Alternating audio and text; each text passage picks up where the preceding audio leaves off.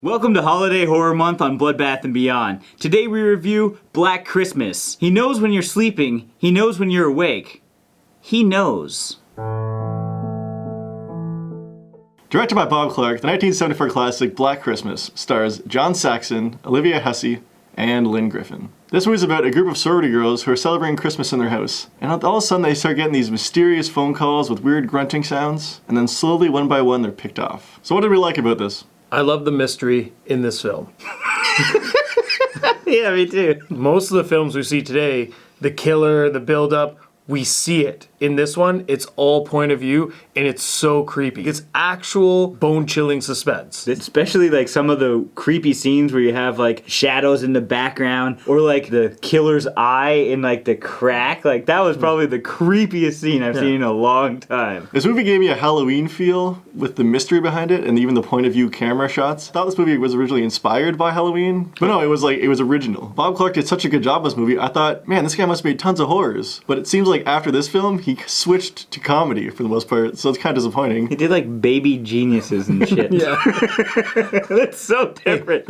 But he stuck with his Christmas feel with doing a Christmas story. The other aspect I like about The Killer was it had a psycho feel to it, like it was Norman Bates. Because when we're listening to the phone calls, it's like multiple personalities going on. Put Agnes, Billy. Look, I'm telling you, you have the wrong number. What your mother and I must know is... I think there was actually an homage to Psycho in this film, because at one point it picks up a spike, which is actually a unicorn's spike, and you see it go up in the air. A unicorn spike. It's a horn. Yeah.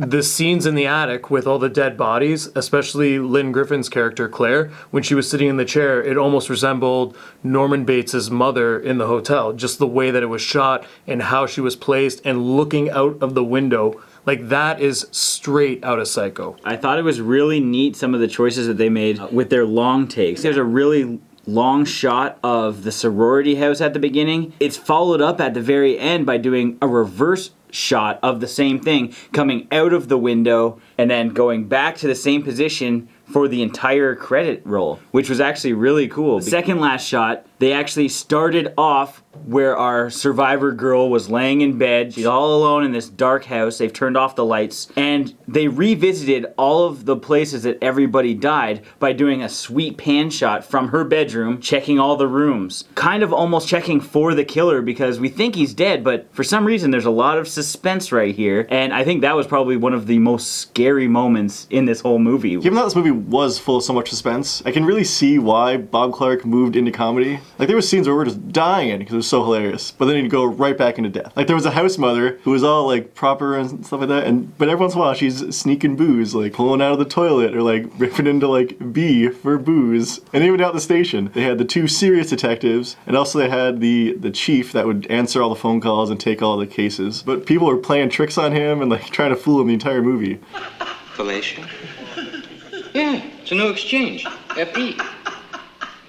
That guy was debatably the chief. Yeah. He was like the secretary of that fucking department. He's dispatched. Yeah. I did like the competence of the cops in this movie. They were pretty cool. They were kind of doing as much as they could, bugging all the phones, trying their hardest to solve this crime. And I think John Saxon really led the whole case very well. What didn't we like? I didn't really like how dry things were about a third of the movie in. It was cool at the beginning. We were introduced to all the characters. Then it got a little weaker and it dipped down before it picked back up again. But it was like a pretty big lull where I didn't really care for it. And then I also didn't like the incompetence of the guy tracking the phones. He was just diddle-dallying, walking down, trying to find all these phones. There was no sense of urgency with this guy. Another character who I found was a little incompetent and kind of out of place was Mr. Harrison. Yeah, okay, he goes to pick his daughter up, and that was a great build-up to, like, why they need to go find this killer and the missing, like, daughter. But then he was useless after that. But he wandered around in scenes the whole movie, didn't say any other lines, I don't think. And he passed out at the very end for no apparent reason. No, it was to get everyone out of the room so they could do that sweet pan shot around all the rooms. Like, he really didn't need to be in this movie. It was just like a cheap way to move things along. They could have just had the sorority girls looking for one of their sisters rather than the dad coming. The one thing that's kind of a dislike, it added to the comedy but took away from the realism of this movie, was when the sergeant was answering a phone and it's the girls in the sorority calling and saying, hey, there's this creepy guy calling us, he keeps prank calling us, and he just responds with, I can't deal with this right now. Like, you have to call back tomorrow or another time when we're not busy looking for this girl. It's like, is that how it works? Like, I think they will basically be like, yeah, we're looking for it right now. yeah, like we'll get on it, but like, don't be like a dick about it. Yeah, it's kind of strange.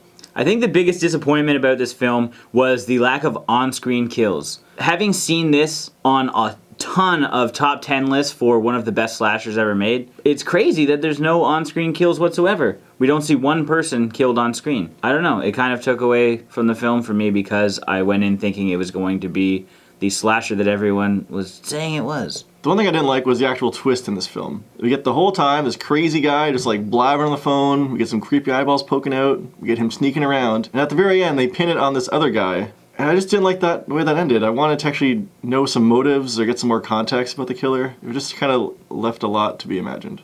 Now it's time for our final thoughts and ratings. I really enjoyed this film. It was extremely scary and very suspenseful. Though at moments the story was kind of dry, it was still a really good film. I liked the way that the film was shot, and with all the homages that were added into this, it really had a nice feel. So that being said, I'm gonna give this movie 4 sweet Andrea Martin perms out of 5. It was nice to check out another classic from the 70s. It had its suspense. It just seemed almost exactly like Halloween to me, except I didn't think it was paced as well. I think they could have done a lot more on-screen kills. I just thought it was a little slower than I wished it would be. So I'm gonna give this 3 raging pianists out of 5. I thought this was an excellent Christmas classic. You had some great suspense. This is pretty much on par with Halloween and probably could have been considered one of the greatest films in like the horror slasher genre. But the ending kind of fell apart. But other than that, I think all the shots were great, kills were cool, and the killer was pretty amazing. So with that, I'm gonna give this movie 4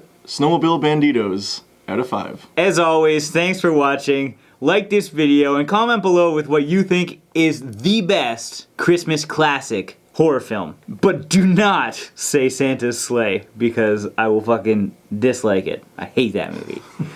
Otherwise, comment below with something else. I don't care. And subscribe to Bloodbath and Beyond to stay updated with everything Bloodbath and Beyond. Happy holidays! I'm drunk.